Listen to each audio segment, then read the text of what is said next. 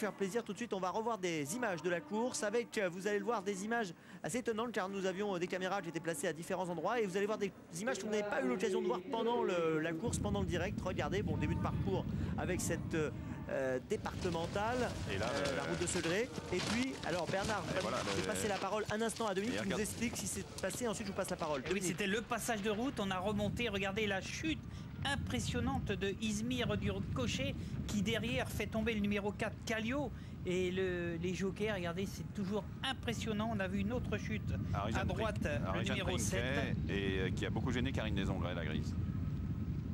Dominique, vous poursuivez? Oui, on reprend les opérations. Et on va voir la chute de Gauloiseau à l'arrière-garde, vous avez vu qu'il est parti très très grand, qui est retombé les genoux sur l'obstacle, vraiment impressionnant le cross.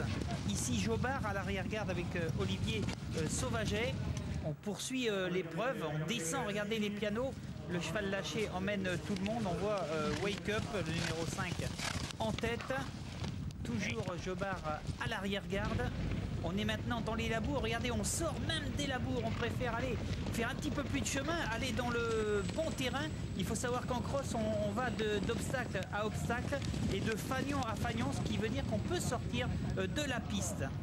Et là, on va bien sûr assister à la phase finale de la course, une phase finale de toute beauté, hein. Et là, je me tourne un instant vers Bernard, bien sûr.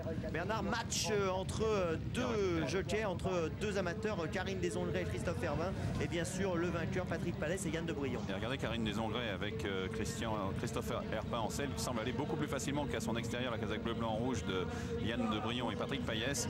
Et on va bientôt aborder la dernière haie. On ne donne pas cher des chances de Yann de Brillon à cet instant face à Karine Desongrais qui semble aller par-dessus lui. Et la dernière haie est franchie. Karine Desongrais on pense qu'elle va partir.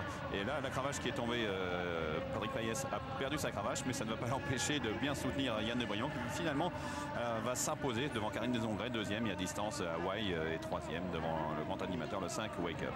Voilà une très